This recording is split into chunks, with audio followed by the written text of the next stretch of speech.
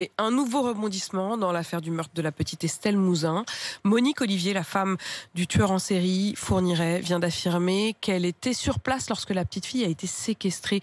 Expliquez-nous pourquoi ces aveux sont stupéfiants. Eh bien, ils sont incroyables, ces aveux, parce qu'ils mettent un terme à 18 ans de mensonges. Monique Olivier, en fin de semaine dernière, avait été une nouvelle fois extraite de sa prison pour assister à des fouilles dans les Ardennes à la recherche du corps d'Estelle Mouzin.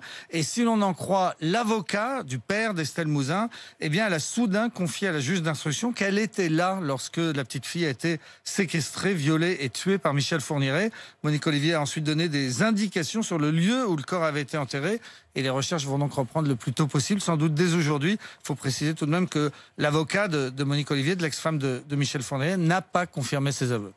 Parce qu'elle a protégé son ex-mari pendant des années dans cette affaire. Oui, il faut se souvenir que Michel Fourniret a été arrêté en Belgique en 2003, 6 mois seulement après la disparition d'Estelle Mouzin. Dans son ordinateur, on avait retrouvé une photo de la petite fille, on avait retrouvé aussi une cassette d'un reportage sur cette disparition. Il possédait une camionnette blanche, la même que celle qui avait été vue en Seine-et-Marne. Donc tout l'accusé, et même lui-même, puisqu'il a été un peu plus tard jusqu'à envoyer un courrier au parquet pour suggérer qu'on le juge dans cette affaire. Tout l'accusé, sauf sa femme, sauf Monique Olivier, qui affirmait que le soir de la disparition, ils étaient ensemble en Belgique et qu'elle se souvenait que Fourniret avait appelé son fils pour lui souhaiter un bon anniversaire. On va retrouver la trace de cet appel. La Libye est donc en béton. Fourniret ne sera plus inquiété. C'est un mensonge qui a eu de très lourdes conséquences puisque pendant plus de 16 ans, les parents d'Estelle Mouzin vont rester dans une terrible incertitude. Et puis pendant toutes ces années, les enquêteurs, policiers et gendarmes vont se perdre dans d'innombrables fausses pistes. Finalement, c'est Monique Olivier qui a dénoncé son mari en 2019. Oui, en 2019, mais en mentant, encore une fois, beaucoup, puisqu'elle a d'abord raconté simplement qu'elle avait fabriqué l'alibi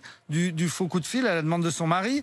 Ensuite, elle a dit qu'elle n'en savait pas plus. Puis, elle a avoué que son mari était certainement l'auteur du crime, mais toujours sans donner aucun détail. Lui a fini par reconnaître les faits aussi. Il a donné des indications. On a retrouvé des traces ADN de la petite fille dans leur maison des Ardennes. Et puis maintenant, donc encore 2 ans après, eh ben Monique Olivier livre une nouvelle version en se souvenant qu'elle était sur place à ce moment-là, au moment où la petite fille avait été séquestrée. Elle se met donc elle-même gravement en cause, mais il lui a fallu 18 ans pour livrer cette information capitale. Déjà en 2003, elle avait gardé le silence sur les crimes de son mari avant de craquer. Oui, c'était assez incroyable ce qui s'était passé au moment de leur arrestation.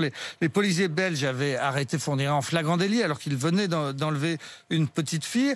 Il avait été incarcéré, sa femme laissée en liberté. Les policiers belges avaient entendu le couple 130 fois, ce qui serait absolument impossible en France. On n'aurait pas le droit de procéder à autant d'auditions. Pendant 1 an, le couple a gardé le silence. Ils récitaient des histoires qu'ils préparaient ensemble au parloir. Et puis au bout d'1 an, au moment où plus personne n'espérait rien, au moment où Michel Fourniret allait sans doute être relâché, eh bien Monique Olivier avait craqué.